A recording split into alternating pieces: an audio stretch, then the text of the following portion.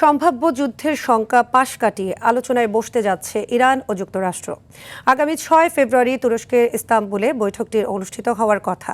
এতে অংশ নেবেন দুই দেশের কর্মকর্তারা। মধ্যপ্রাচ্যের আরব অঞ্চলের